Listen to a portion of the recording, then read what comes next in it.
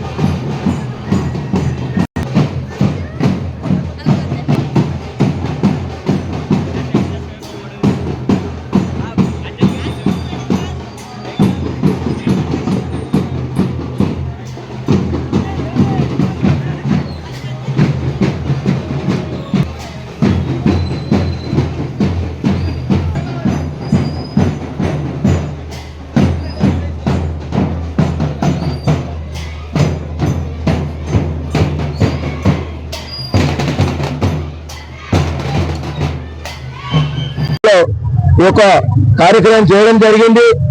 మన భారత ప్రధాని ఇచ్చిన పిలుపు ఈ రోజు భారతదేశంలో అందరం కూడా ఏవైతే ఒక స్వతంత్ర దినోత్సవ కార్యక్రమం జరుపుకుంటామో, కులాలకు, మతాలకు అతీతంగా జరుపుకున్నటువంటి ఈ కార్యక్రమాన్ని ఈ భారతదేశంలో ఉన్న ప్రతి పౌరుడు కూడా ఈ దేశం పట్ల ఈ దేశభక్తి, గౌరవము, మన యొక్క ధర్మము, ఈ యొక్క భారతదేశ సంస్కృతిని చాటి చెప్పాలని, ఈ యొక్క ప్రతి ఒక్కరిలో ఈ దేశభక్తి పెంపొందించాలని వారి యొక్క ఉద్దేశంతో ఈరోజు భారతదేశంలో మొత్తం భారతదేశంలో ఈరోజు అన్ని మండలాలలో, అన్ని గ్రామాల్లో ఈ యొక్క కార్యక్రమం జరపాలని తలపెట్టారు. దాంట్లో భాగంగానే కార్యక్రమం జరుపుతున్నాము.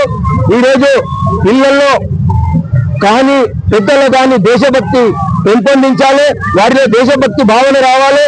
ఈ రోజు ప్రపంచంలోనే మనం అగ్రగామిగా నిలుస్తున్నాము. ఈ రోజు ప్రపంచ గురువుగా వెలుగుతున్నటువంటి సందర్భంగా ఈ రోజు మన దేశంలోనే కూడా మన దేశంపై కొన్ని కుతంత్రాలు వంటి కూడా వేరే దేశం వాళ్ళు ఏ విధంగా మనపై భారతదేశంపై కుతంత్రాలు చేస్తున్నారో అవన్నింటినీ తిప్పికొట్టడానికి మేమందరం ఒకటే, భారతీయులం అందరం ఒకటే.